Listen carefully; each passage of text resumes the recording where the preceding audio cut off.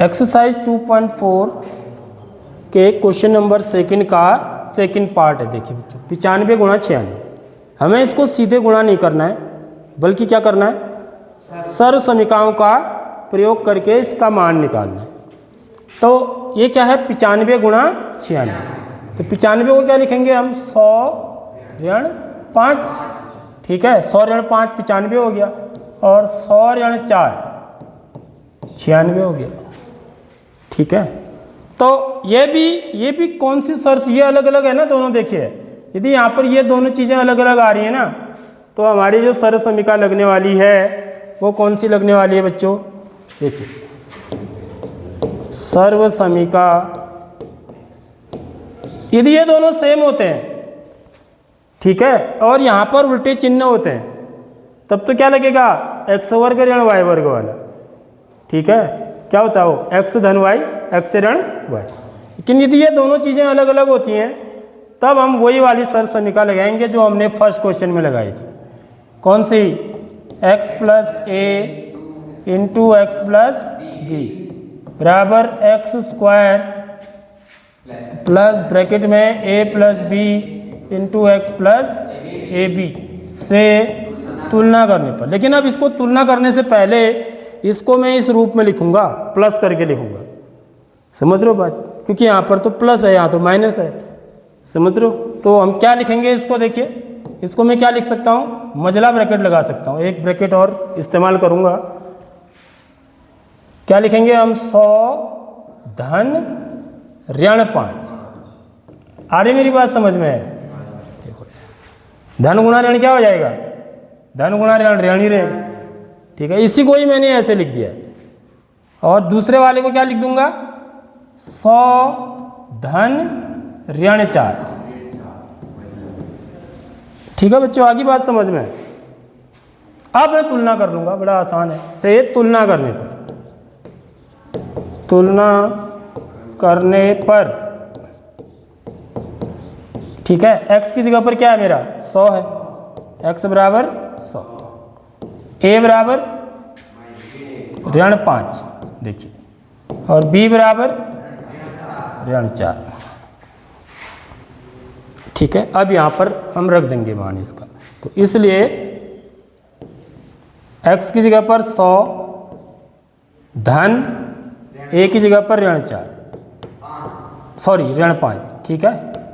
तो यहाँ पर मझला ब्रैकेट का भी हम प्रयोग कर रहे हैं।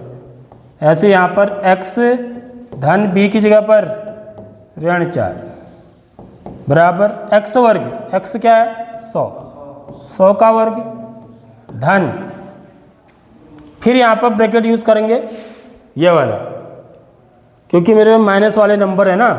तो a की जगह पर ऋण 5 धन b की जगह पर ऋण 4। देखो अंदर छोटा ब्रैकेट लग रहा है ना, इसलिए बाहर से मझला ब्रैकेट का इस्तेमाल करना है हमको। तो ब्रैकेट हमारे इस्तेमाल करने के लिए ही है गणित में, तो जहाँ पर उसकी ज़रूरत पड़ती है वहाँ पर हम उसका इस्तेमाल करते हैं, ठीक है। जैसे पेंट में जेब होती है ना हमारे इस्तेमाल करने के लिए, तो कभी कोई चीज़ रखनी है तो जेब में रख देते हैं। ऐसे गणित ने हमको क्या दिए हैं, कोष्टक दिए हैं, उसकी जेब हो, जब ज़रूरत पड़ेगी तो हम उनका इस्तेमाल करेंगे।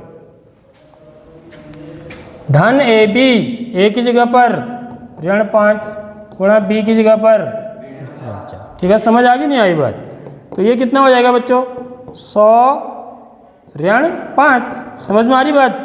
और ये क्या होगा, x धन गुणा ऋण ऋण 100 ऋण 4 बराबर, तो इसी का मान तो निकालना है ना हमको। ये हो गया 100 का वर्ग कितना हुआ, अभी बताया 10,000, ठीक है। अब देखिए इसको कैसे लिखेंगे, धन ऋण 5 धन गुणा ऋण ऋण 4, ठीक है। इसके पीछे मुझे x भी लिखना था ना, समझ रहे हो बात। x भी था तो x था, तो यहाँ पर क्या आना चाहिए था, 100 भी आना चाहिए था, ठीक है। पीछे से गुणा 100, ये भूल गया था मैं, ठीक है। ऋण गुणा ऋण धन, धन गुणा धन धन, 5 को 20, ठीक है। आगे बात समझ में। तो ये हो गया 10,000। अब देखो ऋण 5 ऋण 4 कितना हुआ, ऋण 5 ऋण 4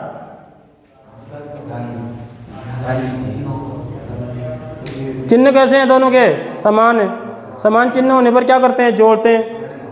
तो कितना हो जाएगा? ऋण 9 गुणा 100 धन 20। ठीक है, आगे बात समझ में? तो ये हो गया 10,000 धन गुणा ऋण। देख लो है यहाँ पर ऋण हो जाएगा। ऋण 9 को 100 से गुणा करेंगे 900 धन 20। तो एक बार पहले जोड़ लेते हैं। समान चिन्ह वाले ये हैं, दोनों का चिन्ह धन है, तो इसमें इसको जोड़ेंगे तो ये कितना आ जाएगा? 10,020। समझ रहे हो बात?